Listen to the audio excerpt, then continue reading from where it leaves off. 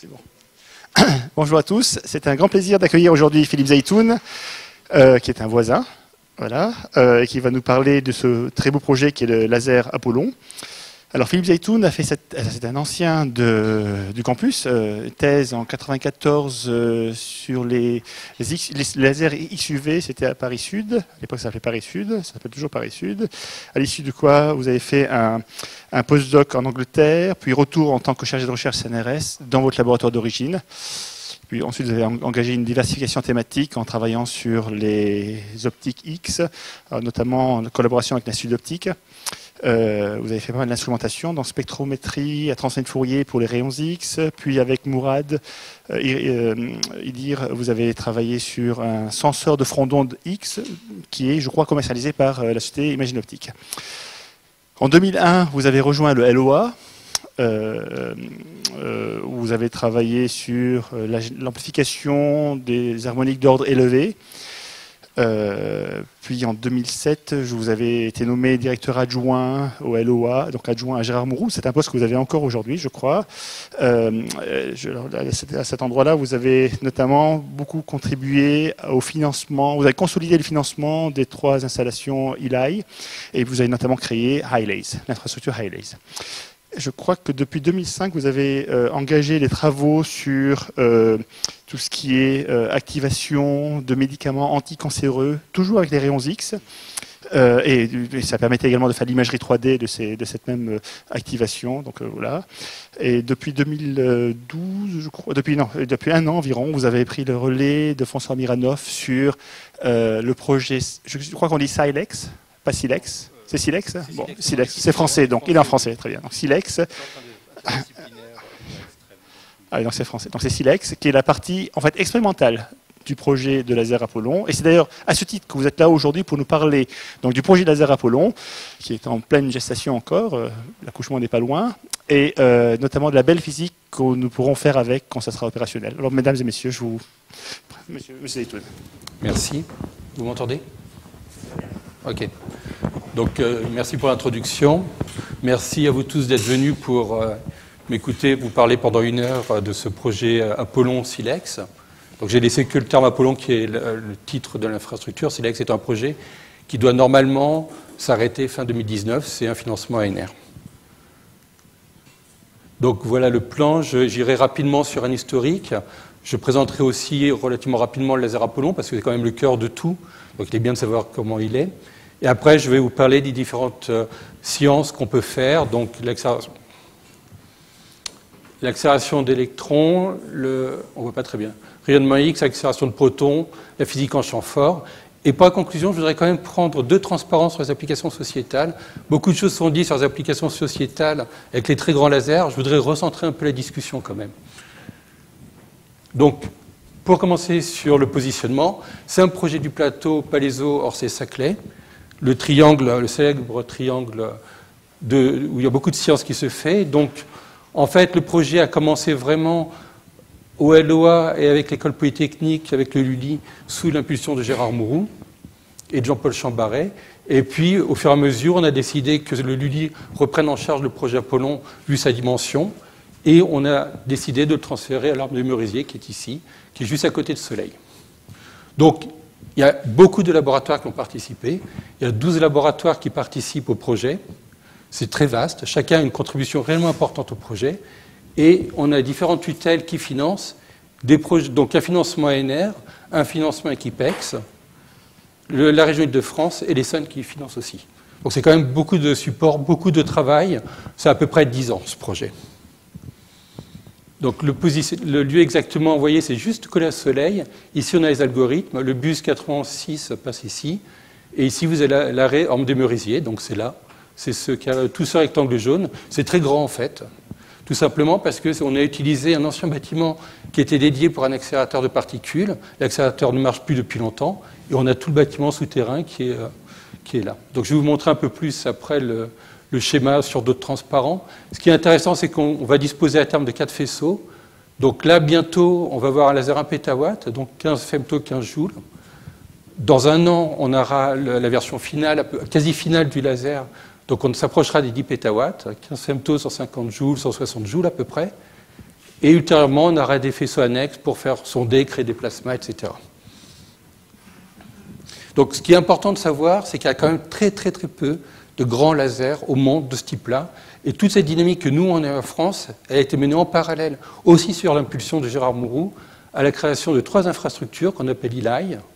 Donc il y en a une ici qui est en République tchèque, une en Hongrie et une en Roumanie, qui ont à peu près les mêmes caractéristiques qu'Apollon. Donc c'est très lié sur des lasers de 10 pétawatts, sur d'autres lasers aussi. Et en fait, on est vraiment dans une compétition positive avec eux, c'est-à-dire que tout est parti de chez nous, et il n'y a aucune raison qu'on s'arrête, qu'on se mette à la traîne par rapport à nos collègues européens, tout en les aidant. On a énormément d'efforts de travail avec eux, et je crois qu'il y a une collaboration vraiment très positive avec eux. Mais il est indispensable que la France reste au top niveau des lasers mondiaux. Donc ça, en laser femtoseconde. Ça, c'est tout à fait important. C'est une activité qui est très ancienne en France, et il faut absolument tenir le niveau.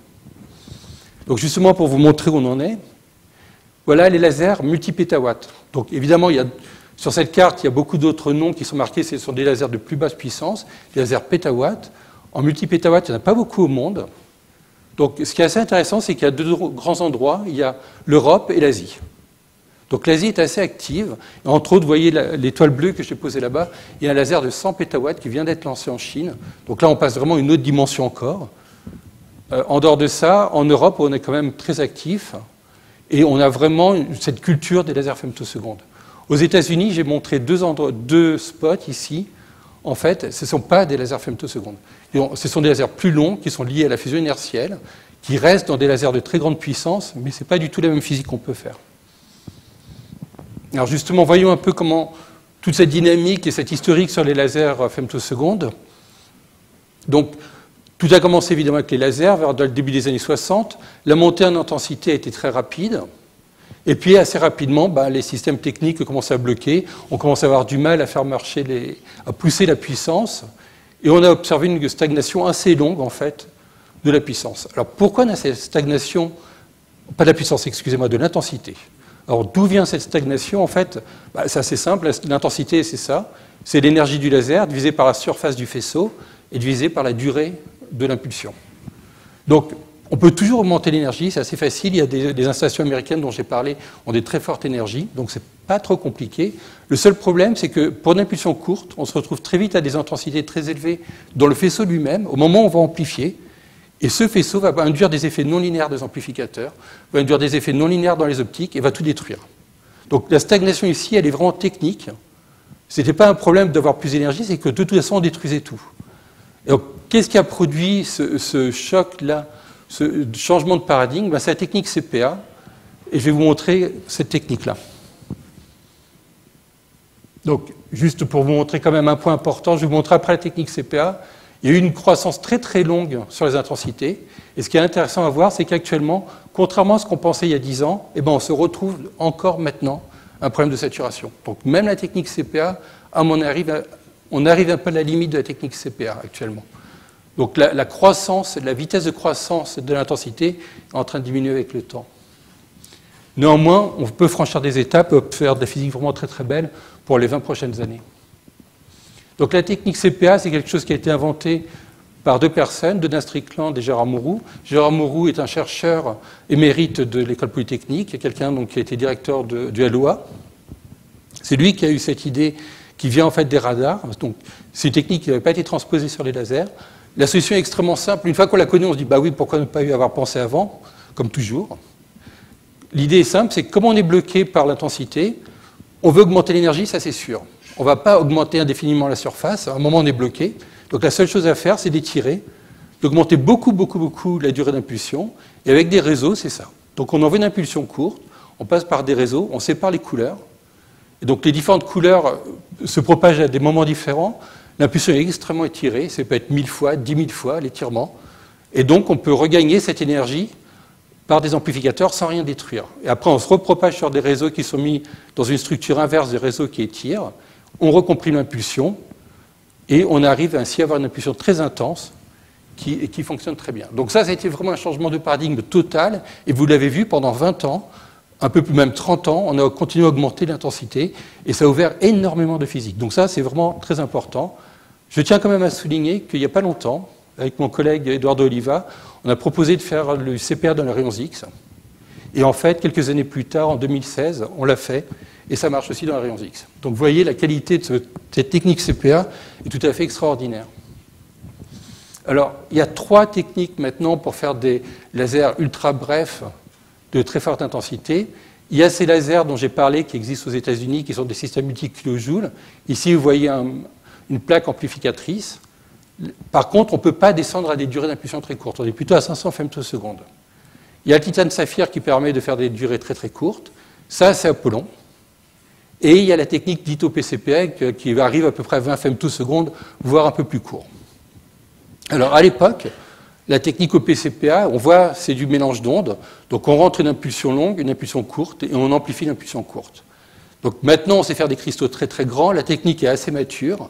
Mais il y a 10 ans, la technique n'était pas mature. Donc, on a pris une décision de faire Apollon avec du titane saphir, parce que c'était la solution qui nous paraissait la plus raisonnable à l'époque. Il faut voir quand même que l'OPCPA a une seule qualité qui est vraiment importante à mon avis, c'est qu'on n'emmagasine pas d'énergie à l'intérieur. Donc on n'a pas de problème thermique, et si un jour on doit monter le taux de répétition, l'OPCPA est vraiment un très bon système, contrairement au titane saphir. Donc, la structure d'Apollon, c'est une structure hybride. On utilise quand même de l'OPCPA, parce que c'est un système qui marche très très bien, qui a beaucoup de qualité, qui donne des impulsions vraiment de très bonne qualité, mais juste pour le début, au moment où on veut mettre en forme l'impulsion.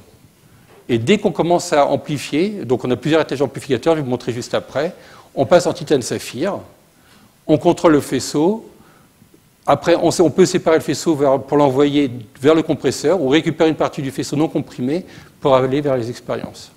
Le planning actuel, on n'est pas très loin de tirer, comme je vous le disais. D'ici quelques mois, vraiment quelques mois, on va avoir un pétawatt validé, donc on aura comprimé les impulsions, on a déjà l'énergie. Maintenant, le compresseur est en train de se mettre en place, il suffit de comprimer. Donc ça va être fait avant l'été. Et d'ici la fin de l'année, on commence les premières expériences. C'est ce qu'on appelle du commissioning. Donc on est encore dans une phase de démarrage de l'infrastructure, elle n'est pas parfaite. Donc c'est une période où on va réserver les expériences aux gens du plateau, aux gens qui ont travaillé sur Apollon, parce que c'est un démarrage soft. Dès qu'on arrivera en 2019, le 1 pétawatt va ouvrir de manière partielle, donc là c'est progressif, mais on va ouvrir à l'international. Et en parallèle, on va monter la puissance du faisceau, on va aller jusqu'à 9 pétawatts, et de même manière, on va faire le commissioning et ouverture à l'international complète en 2020. Donc vous voyez, on n'est plus très loin, et c'est vraiment le moment de réfléchir aux expériences, etc. Donc nos groupes de travail réfléchissent activement aux expériences sur l'1 pétawatt, et en même temps, je vous engage par rapport à ce que j'ai essayé de vous montrer aujourd'hui, à réfléchir aux expériences à 10 pétawatts, parce que ce sont des grosses expériences et ça prend du temps à être monté. Donc voilà la structure d'Apollon. Donc on démarre ici sur l'oscillateur, on a des étages amplificateurs, on a plusieurs étages qui sont toujours du titane saphir, de plus en plus gros. Le dernier étage est ici, le barreau de titane saphir fait quasiment 200 mm, donc c'est à peu près cette taille-là. Alors ça ne paraît pas nécessairement beaucoup par rapport aux autres photos que je vous ai montrées, mais actuellement au monde, il y a une seule entreprise qui est capable de le faire. On a beaucoup travaillé pour qu'une entreprise française essaye de le faire et ça reste difficile. Et c'est un tour de force. Et il y a 10 ans, personne ne pensait qu'on serait capable de faire cette taille de titane saphir. Donc c'est un vrai tour de force, et c'est Apollon, c'est notre environnement qui a poussé ce tour de force et qui maintenant se vend à l'étranger. Donc c'est vraiment, on a eu un gros impact, je pense, au niveau industriel sur ce système. Et ces lasers-là, donc ce titane saphir est pompé par du laser vert, et on utilise des technologies qui sont assez classiques. Néanmoins, on demande des hauts taux de répétition, c'est 1 tir par minute, et ça, c'est pas très classique quand même. Donc, le front-end, l'OPCPA, voilà la structure, je ne vais pas rentrer dans les détails. Vous voyez, c'est très, très, très stabilisé. Il y a plusieurs tables optiques, c'est climatisé. Il faut que ça soit ultra stable, c'est absolument crucial. Et ici, juste pour vous montrer, on a une fibre creuse qui permet d'élargir le spectre et donc d'avoir des impulsions plus courtes. Donc, c'est un système qui marche très bien, il tourne depuis longtemps, il n'y a aucun problème, il est vraiment ultra stable. Et donc, il nous donne des très belles impulsions. Vous avez ici le spectre, en bleu la phase, et une fois que c'est comprimé, on arrive à peu près 9,5 femtosecondes, avec dans ce spectre-là une limite de Fourier de 8 femtosecondes. Donc on a une toute petite déformation de phase, mais à peine, c'est une très belle impulsion. On prend cette impulsion, on l'amplifie, donc on prend aussi ce spectre, on l'amplifie. Ce qui est assez intéressant à regarder, c'est qu'au fur et à mesure des amplifications, donc on passe du noir, vert, jaune, rouge. Le spectre se décale vers les grandes longueurs d'onde. Ça, c'est typique parce que le plus fort gain dans le titane saphir est à grande longueur d'onde. Et le spectre se réduit beaucoup en largeur. C'est normal, c'est la saturation de l'amplification. C'est quelque chose qu'on voit dans tous les lasers, c'est normal. Donc on finit avec 58 nanomètres de bande. Ça fait 19,5 femtosecondes. Donc on élargit, évidemment. En 2019, on va améliorer le système. On va arriver vers 16-17 femtos. Et en améliorant encore le front-end, en mettant tout en OPCPA, on aura les valeurs nominales en 2020, donc 15 femtosecondes. Alors c'est un choix qu'on a pris d'aller sur des impulsions très très courtes. Ce n'est pas le choix des Eli, par exemple, qui sont plutôt vers 25-30 femtosecondes. Voilà, c'est une manière de voir, mais c'est important parce que les impulsions courtes peuvent quand même nous donner accès à plus de dynamique de la matière, donc c'est intéressant. Alors voilà un compresseur, le compresseur d'Apollon. On a un système avec 4 réseaux. Chaque réseau a à peu près 94% d'efficacité. Et ici, vous voyez une photo du réseau qu'on utilise. On a les mêmes réseaux à l'arrière. Donc, c'est les gens qui ont fait le commissioning des réseaux à Livermore. Ce réseau a été fait aux États-Unis. Il faut 1 mètre de long, chaque réseau. Il coûte très cher, évidemment. Et vous voyez ici, tout le système ici doit aller sous vide. Pourquoi sous vide? Parce que dès qu'on commence à comprimer ici, l'intensité est tellement élevée qu'on va faire des effets non linéaires dans l'air. Donc le faisceau va plus se propager ou va faire des catastrophes. Donc on est obligé de tout mettre sous vide à partir de ce moment-là. Voilà une enceinte à vide, il y a une porte, et donc vous voyez, cette personne peut rentrer à l'intérieur pour régler le compresseur, etc. Donc on tombe vraiment dans du gigantisme quand même. C'est plus du laser classique, c'est plus le titane saphir qu'on utilise d'habitude au LOA ou dans les laboratoires environnants. Donc à partir de là, on a tout le système ici, donc ça c'est le système Apollon, tout le laser, qui est en salle relativement propre, ISO 7.8, 700 mètres carrés, c'est vraiment grand. De là, on a les 2 compresseurs, donc 1 pétawatt, 10 pétawatts, tout un système de transport de faisceaux, d'envoi de faisceaux, soit vers la salle qu'on appelle longue focale, dont je vous en parlerai après, c'est principalement d'accélération d'électrons, soit la salle courte focale, qui est plus diversifiée. On va faire des protons, des rayons X, de la physique de haute énergie. Donc c'est un peu plus diversifié. La différence, c'est vraiment ici, on focalise très très durement. Donc on a 1 mètre de focale. Ici, on peut aller jusqu'à 32 mètres de focale. Là encore, 32 mètres de focale, on retombe dans le gigantisme de cette installation. Mais c'est ce qu'il faut actuellement pour progresser. Donc, on va rentrer maintenant sur de la physique. Le laser était aussi de la physique, mais sur les applications d'Apollon. Alors j'ai commencé sur l'accélération d'électrons. Tout a commencé par cet article de Tajima et Dawson en 1979, qui ont proposé d'accélérer des électrons avec un laser. L'idée, c'est de créer une onde dans le plasma. Et à partir de là, je vais vous montrer comment ça se passe. Alors je voudrais vous montrer ce petit film. Donc, voilà, on envoie une impulsion. Donc on envoie une impulsion dans un plasma. Ici, en rouge, c'est le plasma. Et à l'arrière de l'impulsion, d'abord, on voit qu'on a une déplétion du plasma. Et à l'arrière, on crée des ondes, vous voyez, des vagues, qui ont une gentille qualité, c'est de se propager avec le laser, à la même vitesse que le laser, et évidemment de créer une grande séparation de charge, donc des champs électriques très élevés. Alors typiquement, les champs électriques dans un plasma, quand on fait ce genre de choses, les champs électriques, c'est plusieurs centaines de gigavolts par mètre. Dans un accélérateur classique, un champ électrique, actuellement, c'est 36 mégavolts par mètre. En fait, ce n'est pas classique, c'est les meilleurs accélérateurs au monde, c'est 36 mégavolts par mètre. Donc on est vraiment très très très au-dessus. Alors maintenant, comment on va accélérer un électron? Ce n'est pas aussi simple qu'on le croit, en fait. Parce que la manière la plus classique, c'est un système fluide. Si on envoie une vague sur un électron, ben, il se passe ça. C'est-à-dire que la vague arrive, l'électron oscille, mais il ne bouge pas, en fait. Donc ce n'est pas ce qu'on veut, évidemment. Si on se débrouille bien, si on injecte proprement l'électron, vous voyez, au bon endroit, mais il est piégé dans la vague, et là, il se fait transporter avec la vague, et à ce moment-là, on accélère. Donc, vous voyez, il faut faire quand même un peu attention, il faut arriver à piéger les électrons. L'image que tout le monde montre, et évidemment, il n'y a aucune raison que je ne la montre pas aujourd'hui, bah, ce sont les surfeurs. Si effectivement, ils restent immobiles, la vague, elle passe, ils ne bougent pas. Si au contraire, ils se mettent à crawler un petit peu pour attraper la vague, hop, ils arrivent à être piégés par la vague, et ils surfent. Donc, vous voyez, le point important, il faut donner un peu d'énergie aux électrons pour commencer à les piéger. Sinon, on ne pourra rien faire. Alors, il y a plusieurs manières pour démarrer cette accélération d'électrons. Il y a en fait 3 manières. Il y a ce qu'on appelle l'injection externe. injection interne, les deux sont à peu près liés, et l'auto-injection. Alors là encore, on utilise des images. L'auto-injection, c'est quand la vague est tellement forte qu'elle se casse. Mais si vous êtes à côté de la vague, de toute façon, vous êtes pris par la vague, vous êtes entraîné, donc il n'y a aucun problème. Ici, la technique d'injection externe et interne, c'est d'utiliser quelqu'un qui va vous tirer. Donc par exemple, là, ces gens sur le bateau, ils tirent ce surfeur. Quand il a la bonne vitesse, il lâche le fil et il est juste entraîné par la vague. Et ce qu'on voit, il surfe derrière le bateau, il suit le bateau. Donc c'est exactement ce qu'on fait avec les plasmas. Alors, il y a 4 aussi. Ce qui est intéressant, c'est qu'actuellement, Apollon permet de faire 3 techniques.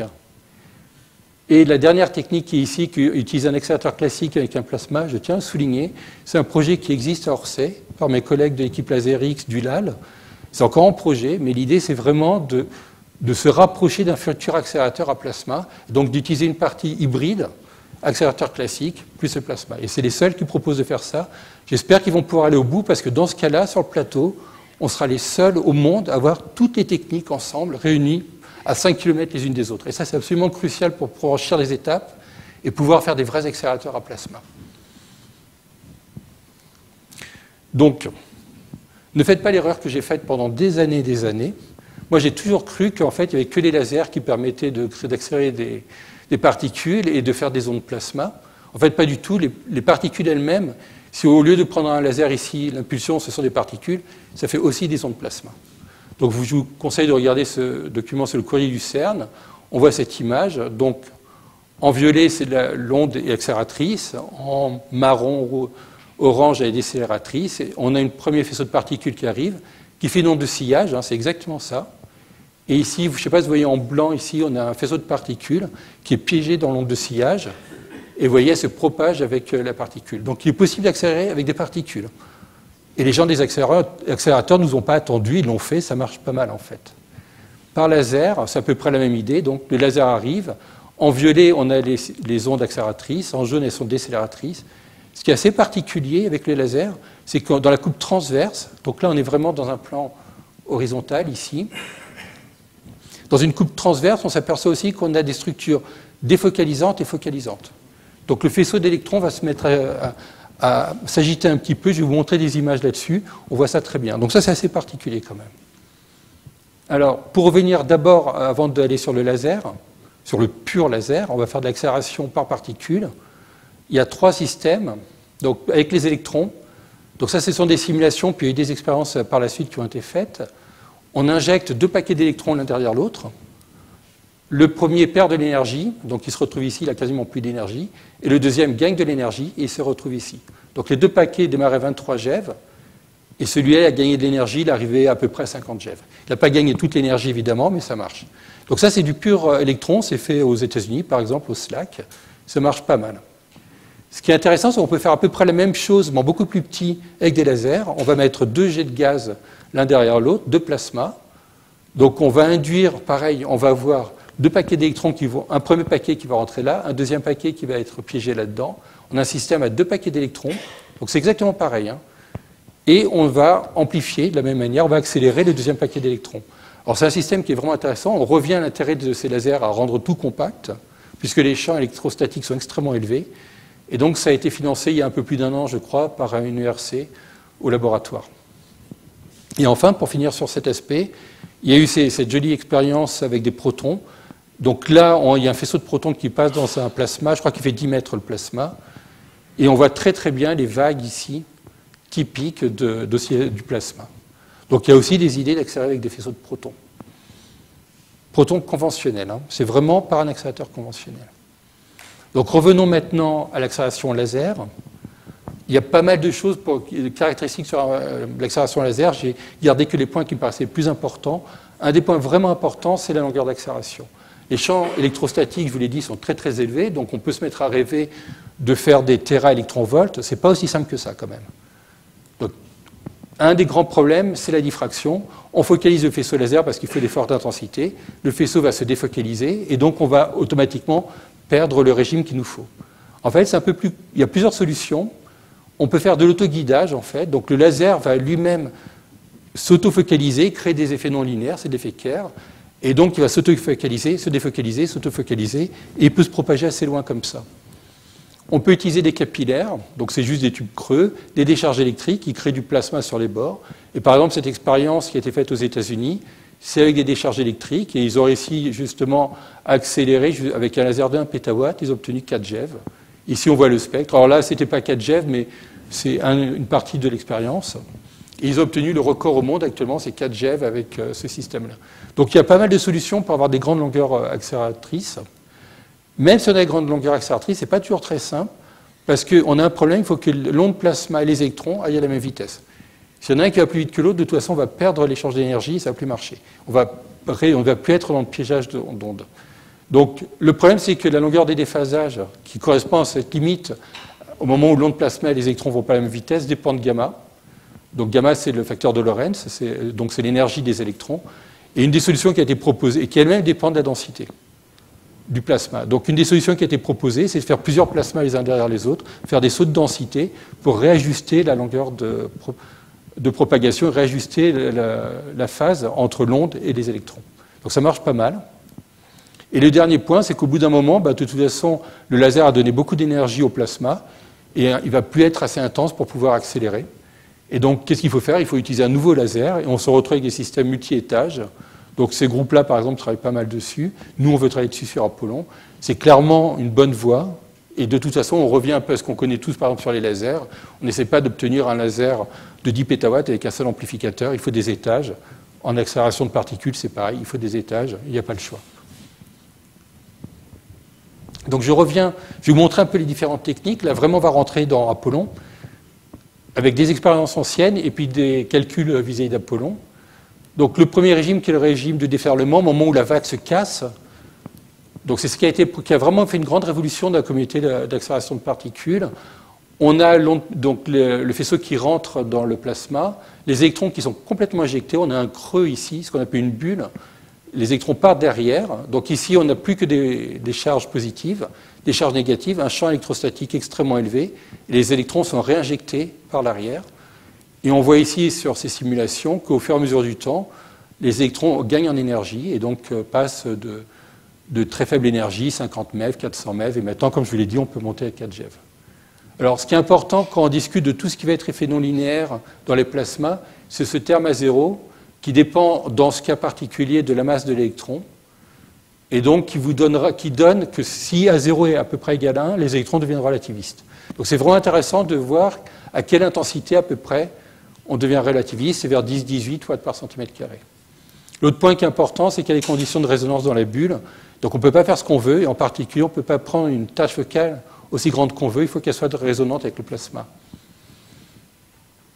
Alors, ceci étant dit, on arrive à faire beaucoup de choses. Un des points importants, c'est que la bulle, comme je l'ai dit, c'est un système de déferlement, donc ce n'est pas un système très contrôlable. Il a été vraiment une grande question, comment on peut contrôler l'énergie des électrons en sortie? Donc ça, c'est une jolie expérience de Jérôme Faure, qui a utilisé en fait 2 lasers contre-propagatifs. Un premier laser qui va créer quelques électrons, qui va commencer à les accélérer, et le gros laser de pompe qui va faire l'onde plasma, qui va finir d'accélérer les électrons. Et en jouant sur la position respective des 2 lasers, donc soit en entrée de G, soit en entrée de G, soit en fin de G, on va donner de plus en plus d'énergie au système. Donc quand la collision se fait vraiment à la fin, évidemment, il n'y a pas beaucoup d'accélération, donc on a une faible énergie. Quand la collision se fait au tout début, on peut accélérer pleinement les électrons et on a des fortes énergies. Donc dans ce cas-là, voyons s'approcher de 200 MeV. Donc c'est vraiment très joli parce que c'est très simple et c'est très contrôlable. Alors maintenant, je voudrais vous montrer ces simulations qui ont été faites par Luis Silva sur un laser de 10 pétawatts. Il y a 3 cas intéressants. Donc le premier, c'est avec des A0 très très forts, donc très forte intensité. Et en fait, je ne vous donne pas d'image, lui-même n'a pas donné d'image, parce que ça amplifie mal, ça accélère mal. Donc on se retrouve avec très brutalement une forte accélération, toute l'onde se casse. C'est bien, on sort des forts courants, des fortes accélérations, mais on peut faire beaucoup mieux. Donc ce cas-là, le A0 est beaucoup plus faible, l'intensité est beaucoup plus faible. On utilise le self-guiding, donc on voit ici par exemple la trajectoire électronique. Les électrons viennent de l'extérieur du champ, ils sont piégés dans l'onde, et ils rentrent dans l'onde et ils se mettent à osciller, ils se propagent avec le laser. Donc là, c'est qu'une partie de la simulation. Et donc à 5 cm de plasma, on a environ 5-6 GeV. Et au bout du plasma, vers 22 cm, on peut atteindre 15-16 GeV d'électrons. Donc ça, c'est vraiment un bon système. L'autre système qu'il propose, c'est d'aller avec des A0 plus petits encore, donc baisser encore l'intensité. Et cette fois-ci, il faut faire du guidage, parce que sinon on n'y arrivera pas. L'onde plasma n'est pas très forte. Donc le guidage qu'il propose, c'est de faire un système comme ça, parabolique, avec un plasma. Donc je vous en ai parlé auparavant, il y a plusieurs solutions. 30 cm, on arrive à 2 GeV, et en sortie, on arrive à une dizaine de GeV. Il faut à peu près 1,30 m de plasma. C'est paraît long, mais on sait le faire. Ce n'est pas des choses qui sont impossibles. Pas dans notre communauté, mais par exemple au laboratoire de physique des plasmas ici, ils savent faire des décharges capillaires. Donc c'est des choses qu'on peut faire. Alors vous voyez qu'ici, on a moins d'énergie que ce système-là. Ça paraît un peu plus contraignant, mais en fait, le système est beaucoup plus stable et la dispersion d'énergie est plus faible. Donc ça peut être un système plus intéressant. Les deux sont vraiment intéressants et on souhaite évidemment tester les deux. Alors l'autre point, c'est le système dont je vous ai parlé, où on va injecter de l'extérieur des électrons. C'est beaucoup plus lourd, mais c'est vraiment important parce que c'est les systèmes à 2 étages, et ça, c'est les accélérateurs du futur. Donc on démarre sur le laser 1 pétawatt. Il crée ici des électrons dans un premier système. On a tout un système de transport avec des aimants. Et après, on a un deuxième plasma beaucoup, beaucoup plus grand. On injecte les électrons et on utilise toute l'énergie du laser à 10 pétawatts. Donc ici, j'ai montré des simulations. En bleu, on voit les électrons. Comme d'habitude, en jaune, l'onde est accélératrice. Et puis en noir, elle est décélératrice. Et on voit qu'on arrive à piéger les électrons, qu'elle ne sort pas de la partie accélératrice, elle est bien piégée. Et ça, c'est une expérience qui a été faite par le LPGP et les collègues du LIDIL. Ils ont commencé à faire des électrons de très bonne qualité. Donc ça, c'est une image du faisceau d'électrons. Et donc on voit ici, par exemple, qu'en utilisant 30 joules du laser, on va obtenir à peu près 5 GeV. Et si on utilise toute l'énergie du laser Apollon, on va obtenir une douzaine de GeV avec une très faible dispersion d'énergie. Donc c'est très intéressant et c'est des schémas qu'on souhaite mettre en place. C'est lourd, évidemment, mais c'est important. Donc vous voyez qu'en accélération d'électrons, on a une grande diversité de solutions et de choses qu'on souhaite tester. Après, je vous l'ai dit, les électrons oscillent dans la bulle. Donc c'est toujours la même image, le laser, la bulle, les charges positives qui sont restées derrière, les électrons qui sont injectés par l'arrière. Je vous l'ai montré avant, ils se mettent à osciller. En fait, des charges positives qui oscillent, disons des particules chargées qui oscillent, ça émet du rayonnement, c'est le rayonnement synchrotron. Et si elle est relativiste, l'ouverture ici est très très faible. Vous voyez que ça dépend du 1 sur gamma. Donc ça a été fait il y a longtemps au labo. C'est des choses qu'on souhaite faire aussi évidemment sur Apollon, aussi bien pour faire une source que pour tester l'accélération. C'est un très très bon diagnostic de l'accélération. Donc voilà typiquement les caractéristiques. Ce qui est intéressant, c'est que la durée elle est de 10 femto et la source est de quelques microns. Et ça, c'est caractéristique de tout ce qu'on fait en accélération. On a toujours des paquets d'électrons, de rayons X, de protons qui sont ultra brefs. Donc c'est quelque chose qui différencie pas mal des accélérateurs classiques. L'autre chose qui a été faite, qu'on pourrait refaire aussi sur Apollon, c'est d'aller plus loin sur le système, c'est en fait de faire une collision laser-électron. Donc c'est de Compton. C'est des choses qui sont faites très longtemps, depuis longtemps sur synchrotron, sur accélérateur, c'est pas très simple. L'idée, c'est que par effet relativiste, par miroir relativiste, on a un changement d'énergie du laser qui va être multiplié par gamma 2, toujours le facteur relativiste. Donc pour des électrons très relativistes, on a vraiment un changement très très fort d'énergie. On a essayé plein de fois au labo, ça marchait difficilement. L'idée de Kim Tafwa, qui était très, très élégante, c'est de mettre une petite feuille en sortie de plasma, c'est comme un miroir.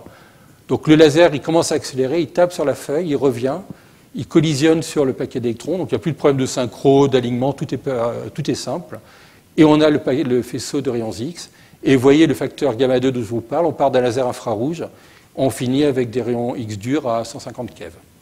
Donc c'est très très impressionnant. Et ça, c'est avec des lasers assez petits, on était à 300 terawatts. Donc on va monter au pétawatt et plus loin, ça peut devenir vraiment intéressant sur les sources. Donc voilà le schéma où on va faire toutes les expériences. Donc les deux enceintes d'interaction, on voit les deux enceintes. Le faisceau arrive par derrière, il faut les passer par au-dessus pour laisser les gens se balader. Et donc, tout le système. Donc, le système est en cours de construction. Voilà comment ça se présente. Le laser arrivera par ici. On voit les entrées du laser. L'ascenseur pour laisser passer les gens. La première enceinte, la deuxième enceinte. Et vous voyez, c'est vraiment très long, en fait. Donc, tout est grand. Hein. Je ne sais pas si vous vous rendez compte, les enceintes sont vraiment très grandes, en fait. Donc, pour le rayonnement X attosecondes, donc, ça, c'est quand on tire un laser infrarouge sur une cible solide, c'est ultra bref. Ce qui arrive donc sur un plasma, ce qui arrive souvent, c'est qu'on On accélère des électrons une fois encore, mais là on les prend de la cible elle-même, on les envoie vers le vide, et au demi-cycle après, le champ du laser va se retourner. Donc les électrons reviennent vers la cible et vont collisionner et vont faire de l'émission X, évidemment. Donc ces électrons, c'est ce qu'on appelle des électrons Brunel, c'est connu depuis très longtemps. C'est assez récent qu'on les utilise pour faire ces sources-là. Donc ce qui est intéressant, c'est qu'à chaque demi-cycle, on va avoir des émissions de lumière, et en fait, quand on refait les calculs, on s'aperçoit que c'est des émissions attosecondes. Donc c'est vraiment très très bref comme émission. Alors, comment on peut faire ça? Donc c'est des choses qui sont faites au LIDIL ou à LOA. On prend un laser, on focalise sur une cible solide, avec des focales très courtes. Vous voyez, la tâche focale est vraiment toute petite, et on a le train d'émission qui sort. Donc là, on peut avoir un spectre de ce type-là, qui est caractéristique d'un train d'émission. Ce qui est élégant, qui a été fait il y a quelques temps, toujours avec une collaboration CEA et LOA, c'est d'induire en fait de l'astigmatisme sur le faisceau infrarouge, et ce qui fait qu'à chaque train d'impulsion, si vous voyez, l'angle du faisceau infrarouge est légèrement tilté, et comme il y a un accord de phase, l'émission X aussi va être tiltée. Donc chaque train d'émission va être séparé spatialement, c'est ce qu'on voit ici, et donc chaque image, là, chaque spot ici, c'est un spot attoseconde. Donc si on ne fait rien, on a ça. Si on met de l'astigmatisme, chaque spot ici, c'est une émission attoseconde séparée spatialement. Donc on peut vraiment rentrer dans de la physique ou des applications attosecondes. Alors, si on va plus loin, si on veut regarder maintenant ce qu'on peut faire une fois encore avec Apollon, c'est le régime qui avait été proposé il y a longtemps, qui est le régime lambda cube. Alors pourquoi lambda cube? Je vais me permettre de revenir au début, si il est gentil. Voilà. Parce que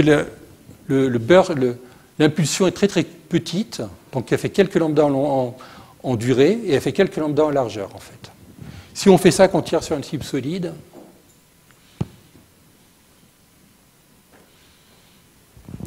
on se retrouve avec la même chose qu'auparavant, vis-à-vis de la forme de la cible solide, de cette structure-là. On voit tout ça, ce sont les champs radiés, ce sont des pulses attosecondes. Alors ce qui est intéressant, c'est de voir ce qu'il y a à côté. C'est qu'en fait, les durées de ces pulses attosecondes dépendent du à zéro.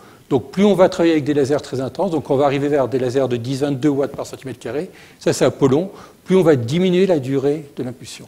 Donc on espère arriver à des durées d'impulsion qui vont être de la dizaine d'attosecondes avec beaucoup d'énergie. Pour ça c'est vraiment intéressant, il va y avoir beaucoup de problèmes de métrologie, il y a beaucoup de choses à faire là-dessus.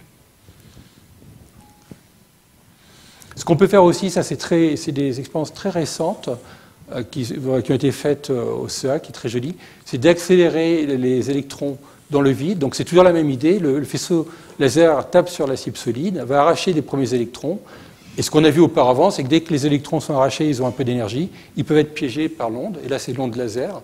C'est des très très vieilles idées, en fait. Donc ça a été prouvé, ça marche, et on voit ici les simulations, on a le jet d'électrons, et l'onde laser ici qui réfléchit. Et là, ce qu'on voit là, c'est l'expérience. Donc on voit un trou, c'est ce trou-là caractéristique, et tout ce qui est autour, c'est les électrons, et là, en rouge, c'est les électrons qui étaient très fortement accélérés. Donc maintenant, on va rentrer sur l'accélération de protons. C'est encore autre chose, c'est une autre géométrie. Donc la première géométrie, on prend une feuille assez mince, on focalise le laser dessus. Comme d'habitude, on accélère des électrons. Les électrons partent en premier, font une différence de charge, on a une très grande différence de charge électrostatique, et donc on va avoir un champ électrostatique. Ici, les champs sont à peu près du téravolt par mètre. C'est extrêmement fort comme champ. Donc sur des toutes petites longueurs, on va accélérer ce qu'on voit ici, en fait, vous voyez les champs. Donc sur des toutes petites longueurs de quelques microns, on va accélérer très fortement les particules, les protons, qui vont suivre derrière les électrons. Alors il y a beaucoup de raffinements à ces techniques, donc je vais vous montrer un peu tous les raffinements. Le problème principal quand on fait ça, c'est ce qu'on voit ici, c'est que le spectre en protons est assez large, ce qui n'est pas très bon pour la plupart des applications. En général, les gens aiment bien avoir des spectres étroits. Donc, ce qu'eux ont proposé, qu'ils ont fait récemment, c'est très joli, c'est de mettre des petits plots ici de résine, là, ce qu'on dit de la PMMA, très très fine. Et donc, on a toujours ce processus, mais en confinant le processus sur ce petit plot, en fait, vous voyez, on confine l'accélération de protons. On bloque un peu l'accélération de protons, c'est assez fin. Et ça, ce sont des simulations. Ils espèrent qu'avec des lasers pétawatts, ils arriveront à 170 MeV à peu près de protons, ce qui est beaucoup. Actuellement, on est plutôt à 10 MeV, on sait le faire au laboratoire, et les pics, je pense, on verra les 70 MeV actuellement.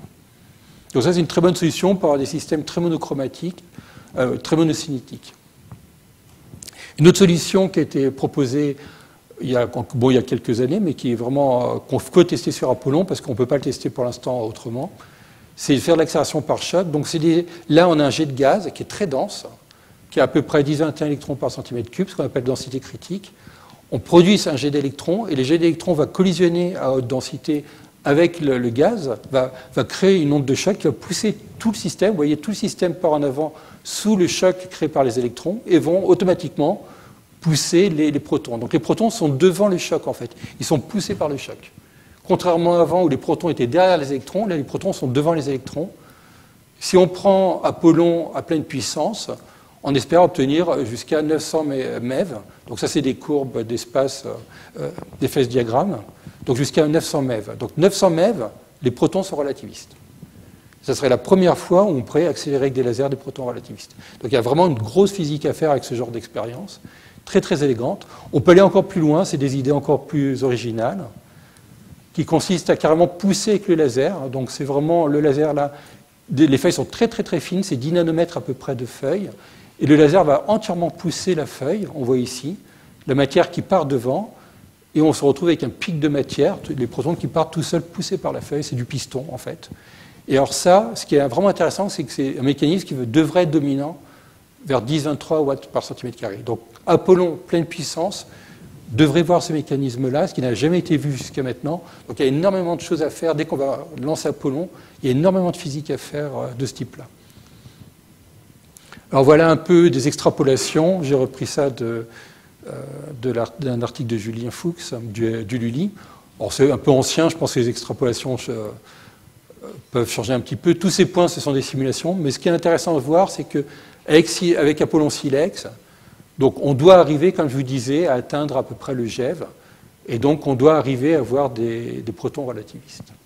Alors il y a quelques cas qui sont très optimistes, qui parlent de plusieurs GeV, mais bon, déjà si on est à quelques GeV, ça serait vraiment superbe.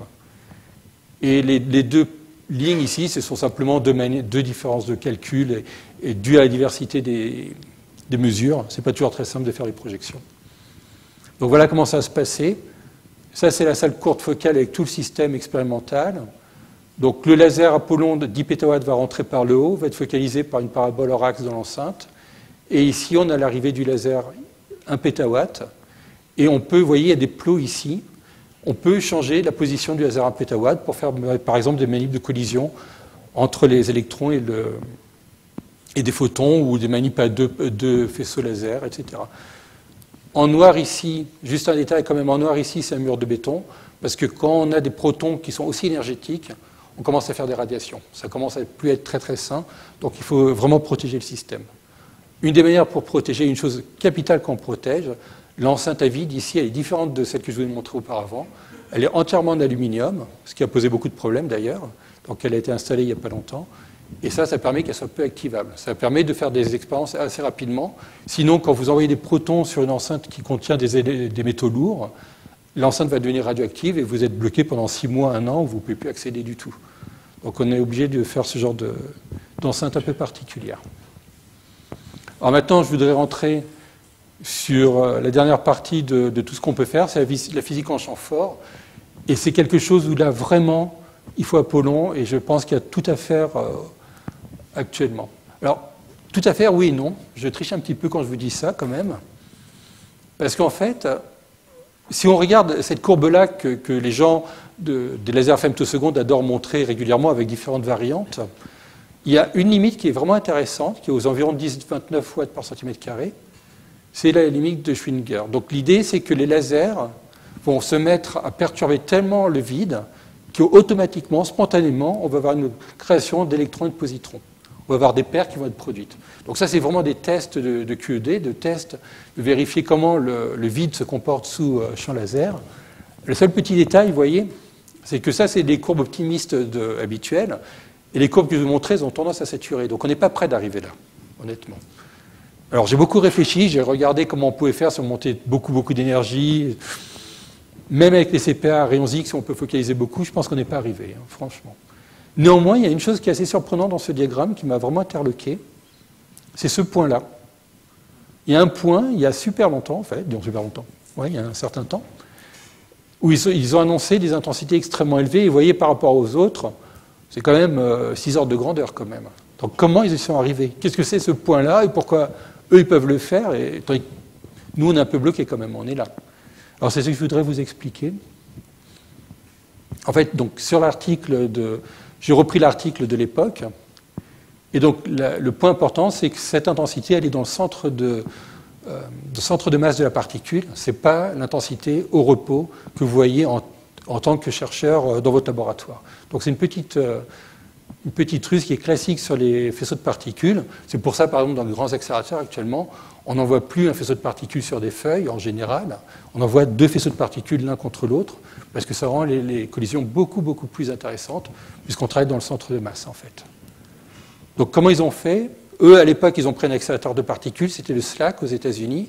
Ils ont tiré avec un tout petit laser dessus, mais comme les électrons, ici, avaient un gamma qui était extrêmement élevé, ils ont produit un changement, une compression de l'impulsion qui a produit cet effet, qui est en gamma 2 en fait, et qui a produit une augmentation artificielle de l'intensité. Donc c'est pour ça qu'ils ont trouvé ce point-là. Ce qui est intéressant à faire, donc tout ça je l'ai pris d'un document des Américains qui sont dans mes planches en fait. Ce qui est très intéressant, c'est que ce document qui est tout récent, qui est sorti il y a quelques mois, des Américains qui se demandent qu'est-ce qu'on peut faire en physique en champ fort, qu'est-ce qu'on peut faire avec les lasers femtosecondes. Ils restent persuadés qu'il faut absolument mettre un laser de type pétawatt, voire multi-pétawatt, sur un accélérateur de particules conventionnel pour faire ça. Donc ça veut dire à peu près mettre 2 monstres les uns à côté des autres, faire marcher ensemble, ce qui rend évidemment les manips extrêmement dures, et pas impossible mais extrêmement dures. En fait, si on est un peu plus astucieux, on prend tout simplement, on fait de l'accélération d'électrons avec un laser à 1 pétawatt, donc on sort des électrons à 2 GeV, ça on sait le faire, je vais les montrer, hein, il y a des gens qui font même 4 GeV, et on prend le laser Apollon, on fait collisionner en frontal avec le paquet d'électrons, c'est exactement la manip que je vous montrais auparavant, donc je prends les chiffres. Si je prends mon système, mes électrons à 2 GeV, ça fait un gamma de 4000, donc un gamma 2 de 10 puissance 7, et l'intensité vue par le système, donc vue par le paquet d'électrons, va être de 8, 10 puissance 29 watts par centimètre carré. Donc elle dépasse la limite de Schwinger, en fait. Alors à partir de là, c'est complètement pris sur l'article de cette personne, et beaucoup de gens travaillent sur cette idée-là, il y a beaucoup d'articles là-dessus, donc par exemple cet article-là. C'est pas totalement simple pour moi comment ça va se passer après. Je suis pas sûr d'avoir toutes les connaissances pour vraiment bien comprendre comment ça se passe. J'ai essayé de reprendre ce que j'ai compris. Et s'il y a des spécialistes dans la salle, peut-être qu'ils pourront se permettre d'affiner un peu la discussion. Donc la première chose que les gens veulent faire, c'est regarder ce qu'ils appellent la radiation de réaction. Donc vous voyez, c'est ce qu'ils disent, Di Piazza, ce qu'il dit il n'y a pas longtemps. C'est un problème très ancien, très fondamental. Tout le monde reprend ce problème que c'est très fondamental. Qu'est-ce qui se passe? C'est tout simple. C'est que quand une particule chargée donc, émet de la lumière, automatiquement, elle transfère de la quantité de mouvement. Donc, automatiquement, elle doit repartir en sens arrière en partie. Il doit y avoir un recul, en fait. C'est normal. Il y a automatiquement du recul. Ça n'a jamais été vu, parce que c'est des systèmes qui sont extrêmement faibles. Après, ce qui est regardé, ce qui est intéressant, c'est que si on travaille dans des systèmes avec très très forte intensité, si on monte très haut dans ces systèmes relativistes, ça devient non linéaire et ça pourrait être mesurable, ce phénomène. Donc le critère pour voir si c'est mesurable, c'est ce critère-là. Alpha, c'est le facteur de constante fine, la masse des particules, et on retrouve les termes à 0, gamma, et puis bêta, qui est la vitesse en fait, des électrons. Donc j'ai fait une petite application avec nos électrons de 2 GeV, et on s'aperçoit qu'on pourrait trouver ce critère de 3,8, donc c'est le critère que Di Piazza utilise. Et à 1, on commence à avoir ce régime de collision qui va être dominant. Et donc, on est largement au-dessus. Donc, on devrait voir ce phénomène sur Apollon. Et ça n'a jamais été vu. Et une fois encore, c'est totalement fondamental en QED. Donc, ça serait absolument merveilleux de voir ça. Alors, comment on peut le voir? C'est pas très simple. Voilà les simulations à 10-21. Donc, soit on prend des calculs donc en mécanique quantique, en rouge. Donc, c'est des vrais calculs qu'il faut prendre. Soit un calcul classique. Donc à 10-21 watts par centimètre carré, on voit qu'il y a un tout petit changement sur le spectre, qui à mon avis est totalement indétectable. À 10-22, le changement sur le spectre, vous voyez, le spectre rouge commence à se décaler par rapport au spectre classique, donc on pourrait le détecter. Enfin, encore, c'est juste, on fait l'expérience, on a le spectre, on colle avec les calculs et voir si ça colle. Ce qui est très, alors 10-23 watts par centimètre carré, ça n'a pas été simulé, mais je pense que ça allait beaucoup mieux. Et ce qui est intéressant, c'est ce point-là, c'est qu'en fait, quand on prend complètement le phénomène, l'émission de photons a une ouverture totalement différente du système classique. Et donc, si effectivement on pouvait mesurer, ce qui n'est pas très compliqué quand même, la divergence de l'émission et de voir vraiment cette structure, là, je pense qu'on pourrait prouver, surtout à fort angle, on pourrait prouver qu'on est dans ce régime de réaction. Et donc, c'est des choses qu'on peut faire dès 10-22, mais encore plus à 10-23. Donc là, vraiment, Apollon peut ouvrir ce genre d'expérience. Alors, il y en a d'autres. Il y a une expérience ici proposée par un collègue du LAL, Xavier Sarrazin. Donc, l'idée, c'est d'envoyer 2 impulsions laser l'une contre l'autre, et une 3e impulsion laser ici, qui va sonder l'interaction des 2 impulsions, qui va perturber le vide, une fois encore. Et donc, ce qu'on veut regarder, c'est la déformation de cette petite impulsion. Donc, on a des traits noirs parallèles, je ne sais pas si vous voyez très bien. Quand on passe là, le système devient biréfringent, donc l'impulsion n'est pas complètement perturbée de la même manière partout dans l'impulsion. On induit une déformation de cette impulsion, et là, il y a les formules qui étaient données sur la déformation d'impulsion. Ce qui est intéressant, c'est qu'avec Apollon à 10 pétawatts, si on fait des tâches focales vraiment très fines, qui est difficile, mais qui est faisable dans le système courte focale, on arriverait à des déflexions de quelques nanoradians. Ça paraît très faible, mais c'est mesurable. Ce que j'ai fait, justement, on en a parlé en introduction sur les senseurs de front d'onde, on détecte mieux que le nanoradian. Donc je pense qu'on pourrait le mesurer, ça. C'est vraiment à la limite de tout ce qui est faisable, mais je pense que c'est faisable. Et là, c'est une complète démonstration de la biréfringence induite par un laser, des biréfringences du vide induite par le laser. Chose qui n'a jamais été vue jusqu'à maintenant. Alors, indéniablement, il faut préparer des manips sur des installations plus petites, type Laser X, et après les passer sur Apollon. Alors, il y a aussi cette expérience-là qui est très jolie, qui consiste à focaliser donc, le laser infrarouge dans le vide, une fois encore, et envoyer, là, il propose vraiment des harmoniques d'ordre élevé polarisées à 45 degrés. Donc, mon dessin n'est pas très beau, j'essaie de polariser linéairement. Et là encore, dû à la biréfringence du vide, ce qu'on voit, j'ai donné les formules ici, c'est qu'on voit que l'indice en fait, de réfraction pour une polarisation circulaire gauche et une polarisation circulaire droite n'est pas la même. Or, vous savez qu'une polarisation linéaire, c'est la superposition des 2 polarisations circulaires. Donc, à partir de là, dû à la biréfringence, on va sortir un faisceau qui va être polarisé elliptiquement. Donc le taux d'ellipticité est très très faible, c'est 10 puissance moins 9. Ça paraît quasiment infaisable. En fait, avec des cristaux, on sait faire, et mes collègues allemands par exemple le font très bien, des polariseurs qui détectent 10 puissance moins 10. Donc c'est faisable, je pense. Encore, ce n'est pas des petites manips, il faut prendre du temps, il y a beaucoup de phénomènes adverses, je pense, mais c'est faisable. Donc on a 2 jolies manips pour tester la biréfringence du vide. Alors clairement, à moins de 10 pétawatts, je pense qu'il n'y a aucune chance de les voir. Une manip encore plus originale. Donc c'est un système avec, vous voyez, 3 faisceaux. Alors 3 faisceaux ici qui collisionnent entre eux. Un faisceau 10 pétawatts, 2 faisceaux. Donc on peut prendre le faisceau d'1 pétawatt, le couper en 2. Ils le convertissent en bleu. Je n'ai pas très bien compris pourquoi, pour être vraiment honnête. Donc il y a une collision des 3 systèmes et en fait on produit toujours c'est un phénomène totalement de QED, ce n'est pas un phénomène classique. On va produire une émission à 276 microns et ici vous avez la quantité de photons qui est produite. Ok, il n'y a que 30 photons par tir, c'est pas beaucoup, c'est pas infaisable une fois encore à détecter avec 1 tir par minute. En faisant les choses proprement, ça doit être détectable. C'est intéressant à regarder. C'est surtout intéressant à réfléchir à ce type d'expérience si on peut les optimiser un peu plus pour augmenter la détectabilité, le nombre de photons émis ou des choses comme ça. Mais ça, c'est vraiment des choses qui n'ont été jamais vues, les collisions photo-photons infrarougeants. C'est vraiment très, très élégant. Une proposition d'une manip par un collègue de Lisbonne, qui était d'ailleurs, qui a travaillé au Lully pendant un certain temps, si je me rappelle bien. Donc l'idée, c'est d'exciter des actions. Alors les actions, c'est des particules dont on parle depuis très très très longtemps, que personne n'a jamais vraiment détectées, qui ont une très faible énergie. Alors théoriquement, elles sont entre le milliélectronvolt et l'électronvolt. Et en fait, c'est un peu comme... elle se couple avec à peu près rien, en fait. C'est pour ça qu'on a du mal à les détecter, donc ni avec les quarks, ni les leptons, ni les photons.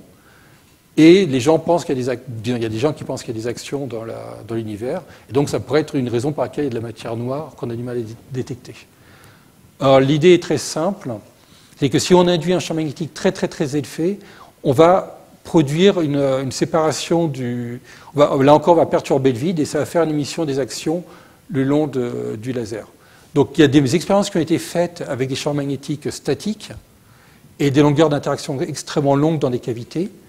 Là, l'idée, c'est d'avoir un champ magnétique dynamique, donc c'est le laser lui-même, et les calculs donnent qu'on a à peu près un champ de 10 puissance 6 Tesla au foyer d'un laser de 10 pétawatts.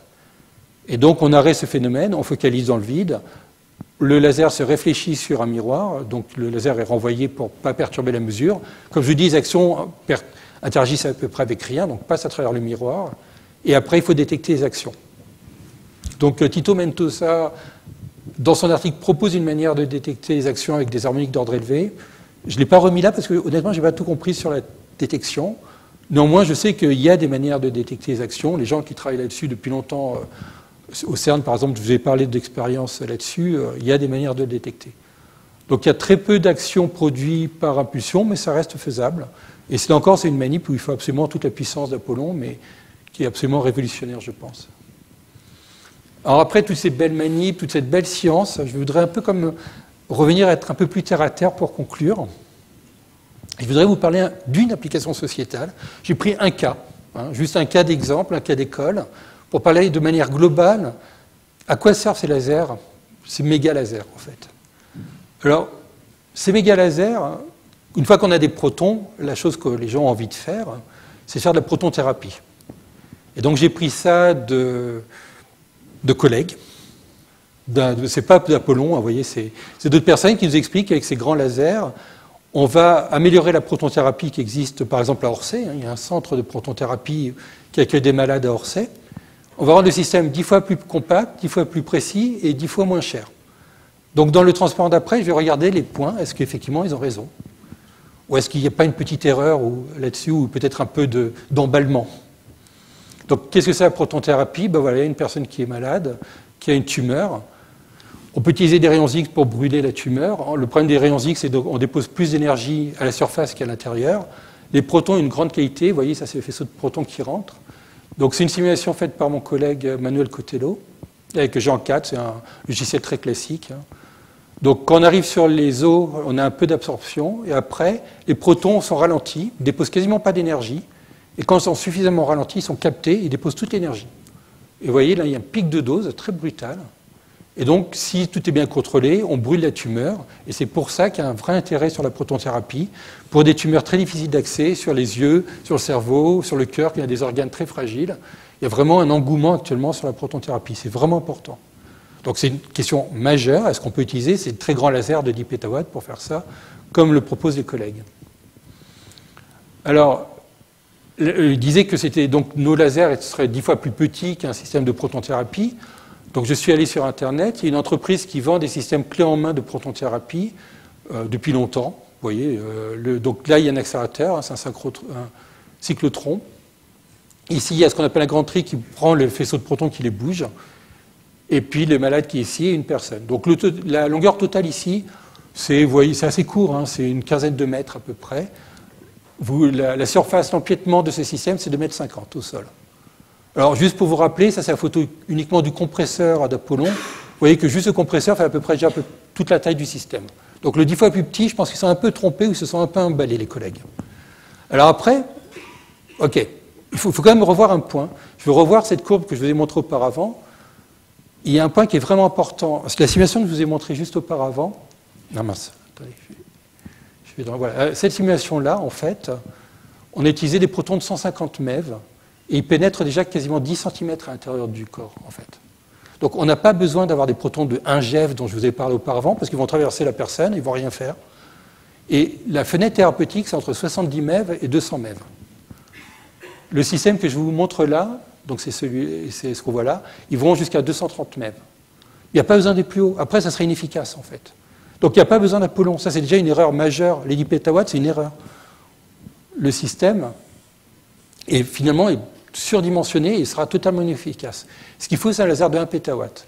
Et 1 pétawatt, on sera dans la fenêtre thérapeutique. Donc ça, c'est une photo d'un laser 1 pétawatt qu'un industriel français a vendu. Alors, je crois que celui-là, c'est celui qui est vendu en Roumanie. Je ne suis plus très sûr. Mais de toute façon, il n'y a que 2 industriels français qui vendent des pétawatts. Et il n'y en a que 2 au monde, en fait, qui les vendent. Donc voilà. Donc la taille totale ici, la longueur ici, même pour un laser de 1 pétawatt, c'est à peu près 15 mètres. Et là, on a 4-5 mètres de long. Donc juste le laser, sans le compresseur, hein, je n'ai pas mis le compresseur, c'est déjà, une fois encore, c'est déjà plus grand que ça. Donc, ok, la dimension, ce n'est pas nécessairement très grave, mais une fois encore, même avec 1 pétawatt, ils sont un peu emballés.